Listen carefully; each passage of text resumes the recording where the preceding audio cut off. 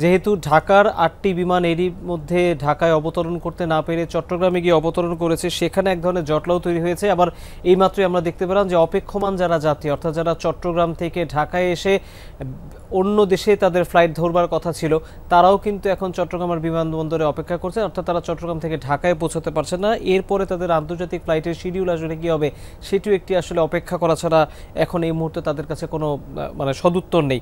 আমরা যেটি দেখলাম সেটি হচ্ছে যে বিশেষ করে দুবাই এবং মধ্যপ্রাচ্যগামী বেশ কয়েকজন যাত্রীকে আমরা চট্টগ্রাম বিমানবন্দরে অপেক্ষমান দেখলাম, যারা ঢাকায় এসে তাদের আরেকটি ফ্লাইট ধরবার জন্য মুখিয়ে রয়েছেন। এর বাইরে ঢাকার বিমানবন্দরের অগ্নিকাণ্ডের খবর যদি এই মুহূর্তে আপনাদেরকে জানিয়ে দিতে চাই, এরই মধ্যে আপনারা জেনেছেন যে ইউনিটের সংখ্যা, অর্থাৎ ফায়ার সার্ভিসের যে অগ্নি নির্বাপন ইউনিট, সেগুলোর সংখ্যা কিন্তু এরই মধ্যে ৩০ ছাড়িয়েছে। এবং আমরা কিছুক্ষণ আগে যেটি দেখতে পেলাম সেটি হচ্ছে যে অন্তর্বর্তী সরকারের বাণিজ্য উপদেষ্টা শেখ বশিরউদ্দিন, তিনি মাত্রই আমরা দেখেছি যে ঘটনাস্থলে পৌঁছেছেন এবং তিনি সেখানে সংশ্লিষ্টদের সাথে কথা বলছেন। এর বাইরে আমরা আমাদের সহকর্মীদের মাধ্যমে যেটি জানতে পেরেছি যে ফায়ার ফাইটার সহ অন্তত ৫ জন এখন পর্যন্ত আহত হয়েছেন এবং আমরা আপনাদেরকে সংবাদে দেখিয়েছি যে তাদেরকে অ্যাম্বুলেন্সে করে সংশ্লিষ্ট বা নিকটস্থ বিভিন্ন হাসপাতালে নিয়ে যাওয়া হয়েছে। এখন পর্যন্ত ফায়ার সার্ভিসের ইউনিটের সংখ্যা সুনির্দিষ্টভাবে বললে ৩৬টি ইউনিট এই মুহূর্তে কাজ করছে। আগুন এখনও নিয়ন্ত্রণে এসেছে সেটি বলা যাবে না, তবে ফায়ার সার্ভিসের যারা কর্মী তারা কিন্তু নিরলস পরিশ্রম করছেন এই অগ্নি নিয়ন্ত্রণের জন্য। এর বাইরে আমরা বিমানবন্দর কর্তৃপক্ষের কাছ থেকে যেটি জানতে পেরেছি যে এখন পর্যন্ত যে সিদ্ধান্ত, সন্ধ্যা ৬টা অর্থাৎ এখন পর্যন্ত যে ৫:৩০টার মতো সময়, আরও আধা ঘন্টা স্বাভাবিক যে বিমান চলাচল সেটি বন্ধ থাকবে। তবে আগুনের যেই পরিস্থিতি দেখা যাচ্ছে তাতে আসলে এটি আগামী আধা ঘন্টায় পরিস্থিতি স্বাভাবিক হবে কিনা সেটি নিয়ে কিন্তু প্রশ্ন রয়েছে। তবে আমরা যেটি দেখলাম সেটি হচ্ছে যে আমাদের সহকর্মীরাও সেটি জানাচ্ছিলেন যে এই মুহূর্তে আগুনের যে ব্যাপ্তি এবং কুরিয়ারের যে কার্গো ভিলেজের যে কুরিয়ারের শাখাটি, সেখান থেকে এখন আগুন অন্যান্য আশেপাশে ছড়িয়ে পড়ার আশঙ্কাও কিন্তু তৈরি হয়েছে, যেটি ঠেকাতে এখন ফায়ার সার্ভিসের কর্মীরা কাজ করছেন। আমাদের সহকর্মী রেদওয়ান আহমেদ আবারও আমাদের সাথে এই মুহূর্তে যুক্ত হবেন, তিনি আমাদেরকে জানাবেন যে এই মুহূর্তে বিমানবন্দরের যে আগুন সেটির সবশেষ কী পরিস্থিতি। রেদওয়ান, আপনি আমার কথা শুনতে পাচ্ছেন নিশ্চয়ই, কি দেখতে পাচ্ছেন এই মুহূর্তে? এবং আহত আমরা এখন পর্যন্ত শুনেছি যে ৫ জন হয়েছে ফায়ার সার্ভিস কর্মী সহ, আরও অ্যাম্বুলেন্সের আনাগোনা দেখেছেন কিনা, ভেতরে কেউ আটকা পড়েছে এমন কোনো তথ্য পেয়েছেন কিনা, এবং আগুন নিয়ন্ত্রণের কোনো সবশেষ আপডেট আপনার কাছে আছে কিনা? এখন যেমনটি আপনি বলছিলেন যে আগুন নিয়ন্ত্রণের আসলে যে চেষ্টা, সেই প্রচেষ্টা কিন্তু ফায়ার সার্ভিসের কর্মীরা অনেক আগে থেকে পর থেকেই, আগুন লাগার পর থেকেই কিন্তু চালিয়ে যাচ্ছিল। এবং মূল যে আগুনের যে স্পট, অর্থাৎ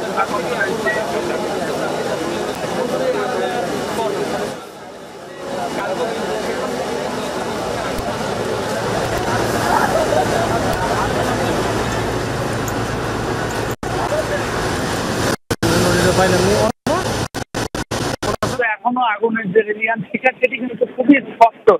বাইরে থেকেও দেখা যাচ্ছে যে আগুন কিন্তু দাউ দাউ করে সেখানে জ্বলছে। এবং এই যে ইম্পোর্ট এক্সপোর্ট সেকশন, বাইরের কয়েকজন সিভিল এভিয়েশনের কর্মীর সাথে কথা বলে যতদূর জানতে পারলাম যে ফেডেক্স সহ ডিএচএল সহ বেশ কয়েকটি কোম্পানির এখানে গুদাম রয়েছে, যেগুলোতে আসলে যেগুলো দিয়ে আসলে বাইরে পণ্য আমদানি এবং রপ্তানির জন্য যেই গুদামটি ব্যবহার করা হয়, সেই গুদামেই কিন্তু এখন যে আগুনের যে রেলিয়ান সেটা দেখা যাচ্ছে। মূলত সেই গুদামটি দেখতে পাচ্ছি যে একের পর এক অ্যাম্বুলেন্সে করে কিন্তু আহতদের বের করে নিয়ে যাওয়া হচ্ছে। এবং সেই সংখ্যাটা যে কত সেটা আসলে এখনো নিশ্চিতভাবে বলা যাচ্ছে না। কিন্তু হতাহতর তালিকায় কিন্তু আনসার সহ ফায়ার ফাইটাররা যারা আসলে ভেতরের দিকে কাজ করছিলেন তারাও কিন্তু রয়েছেন। এবং বাইরের দিকের যে পরিস্থিতি, সেখানে কিন্তু আসলে পর্যাপ্ত পরিমাণে যে পানি স্বল্পতা সেটি কিন্তু রয়েছে, পাশাপাশি ফায়ার সার্ভিসের কর্মী সহ পানি স্বল্পতা সেটি কিন্তু রয়েছে, পাশাপাশি ফায়ার সার্ভিসের কর্মী সহ এখানে কিন্তু যোগ দিয়েছেন সেনাবাহিনীর সদস্যরাও।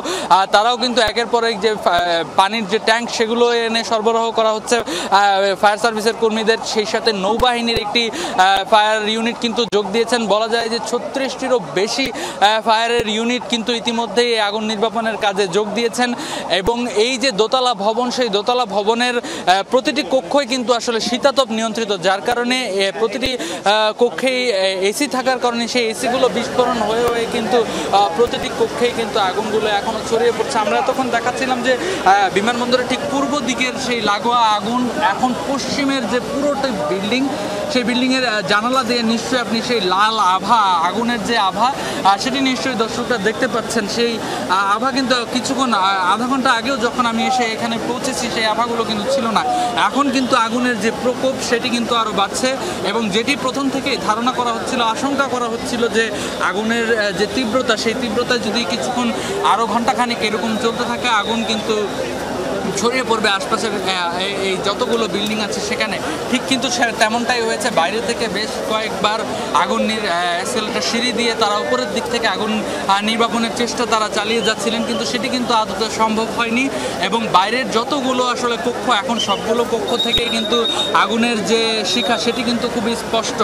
এবং আমরা দেখতে পাচ্ছি যে এখান দিয়ে কিন্তু কিছুক্ষণ পরপরই ফায়ার সার্ভিসের এক একটি করে ইউনিট ভেতরে প্রবেশ করার চেষ্টা করছে। বিমানবন্দরের সড়ক যেহেতু পুরোটাই যানজটে পরিপূর্ণ এবং তার কারণে কিন্তু ফায়ারের ইউনিটগুলো এখন পর্যন্ত ঘটনাস্থলে এসে পৌঁছাতে কিছুটা হয়তো বেগ পেতে হচ্ছে, কিন্তু আগুন নিয়ন্ত্রণের যে চেষ্টা তারা প্রথম থেকে যেখান থেকে আসলে আগুনের সূত্রপাত, যে কার্গো ভিলেজ থেকে, সেই ভিলেজ থেকে আগুন রীতিমতো দ্রুত সময় ছড়িয়ে এই যে ইম্পোর্ট এক্সপোর্টের যে গুদাম, সেই গুদামটিতে কিন্তু ইতিমধ্যে আগুন লেগে গিয়েছে।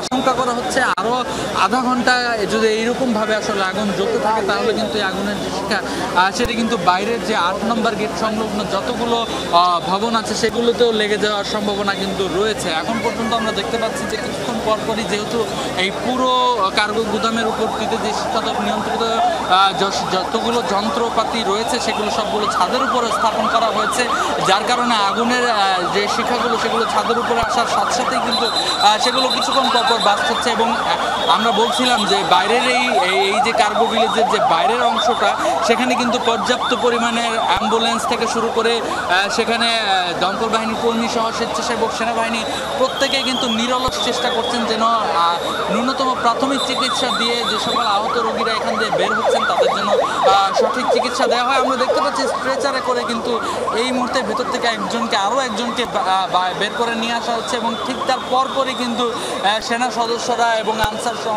চিকিৎসকরা তাকে আসলে প্রাথমিক চিকিৎসা দিয়ে অনুমতে আসলে অ্যাম্বুলেন্সে করে এই জায়গা থেকে দ্রুত হাসপাতালে হস্তান্তরের যে প্রক্রিয়া সেটি কিন্তু তারা করছেন। এবং আপনি নিশ্চয়ই দেখতে পাচ্ছেন যে বিমানবন্দরের এই এলাকায় গাড়ি প্রবেশ করতে না পারলেও কিন্তু বাইরে থেকে যত উৎসুক জনতা আছে তারা কিন্তু আসলে ভেতরে প্রবেশ করেছেন, যার কারণে নিরাপত্তা কর্মীদের কিন্তু কিছুটা বেগ পেতে হচ্ছে সেই যে ইমার্জেন্সি যেই গাড়িগুলো আছে সেগুলো প্রবেশ করানোর জন্য কিন্তু কিছুটা বেগ পেতে হচ্ছে। তার পাশাপাশি এই যে পশ্চিমের যে প্রত্যেকটি কক্ষ রয়েছে সেই প্রতিটি কক্ষে কিন্তু একে একে করে আগুনগুলো ছড়িয়ে পড়ছে, যেহেতু থাই গ্লাসের এক একটি কক্ষ এবং প্রত্যেকটি কক্ষই যেন যেহেতু আসলে হাই গ্লাসের, যার কারণে ভেতরে পানি প্রবেশ করানোটাও কিছুটা বেগ পেতে হচ্ছে। এবং উপরে যেহেতু কংক্রিটের দেয়াল দেয়া, সেই দেয়াল ভেদ করে কিন্তু আসলে পানি প্রবেশ করানো সম্ভব না মোটেও। তার কারণে কিন্তু ভেতর দিয়ে যে আগুনের যে শিখাগুলো এক কক্ষ থেকে আরেক কক্ষে কিন্তু ছড়িয়ে পড়ছে খুব দ্রুতই, যার কারণে আগুন যে খুব দ্রুত সময়ে নিয়ন্ত্রণ বা নির্বাপন সম্ভব এমনটা কিন্তু খুব নিশ্চিতভাবে বলা যাচ্ছে না। সেই সাথে বলা যায় যে হতাহতের যে সংখ্যা, আমরা বলছিলাম যে সবচেয়ে জানা তথ্য মতে 5 জন, এখন পর্যন্ত একজন আনসার সদস্য, একজন ফায়ার ফাইটার সহ মোট 5 জনের যে হতাহতের সংখ্যা সেটি কিন্তু আসলে একেবারেই নিশ্চিতভাবে বলা যাচ্ছে না যে ভেতরে এখনো কেউ আটকা পড়ে আছেন কিনা।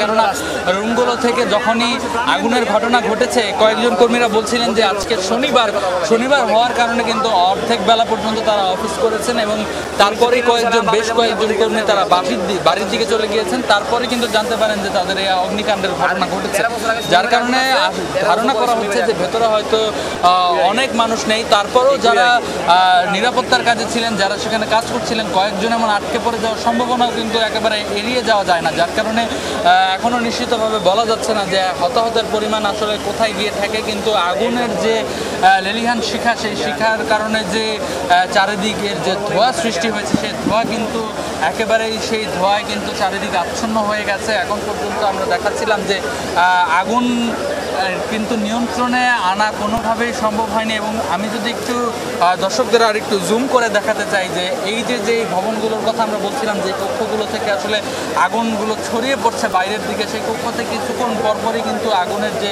তীব্রতা সেটি কিন্তু দেখা যাচ্ছে ঠিক বাইরে থেকে। এবং এর যে তাপ, আগুনের যে তাপ, সেটি কিন্তু আমরা আসলে এই অনেকটা দূর, এই যে 8 নম্বর গেটের ঠিক 200 গজ দূরে হয়তো আমরা অবস্থান করছি, সেখান থেকেও কিন্তু পাওয়া যাচ্ছে সেই আগুনের যে তীব্রতা। এবং আপনি নিশ্চয়ই ক্যামেরার মাধ্যমে দেখতে পাচ্ছেন যে এই গ্রিলের যে প্রতিটি গ্রিলের কক্ষের ভেতরে কিন্তু এখন পর্যন্ত কিন্তু আগুনগুলো জ্বলছে। এবং ছাদে যদি আমরা একটু দেখাতে চাই যে উপরের ছাদেরগুলোতে কিন্তু এসির যে আউটডোরগুলো রয়েছে, সেই আউটডোরগুলো কিন্তু কিছুক্ষণ পরপরই বিস্ফোরণের আশঙ্কা রয়েছে, যার কারণে সেগুলো বিস্ফোরণের ফলে কিন্তু আগুনগুলো আরও দ্রুত ছড়িয়ে পড়ছে। এখন পর্যন্ত বলা যায় যে সেই পূর্ব দিক থেকে লাগোয়া আগুন কিন্তু পুরো যে কার্গো ভিলেজের প্রতিটা কক্ষে সেগুলোতে ছড়িয়ে পড়েছে। এবং অতিরিক্ত আগুন এবং ধোঁয়ার যে প্রকোপ, তার কারণে কিন্তু ভেতর পর্যন্ত আসলে পানি পৌঁছানো সম্ভব হচ্ছে কিনা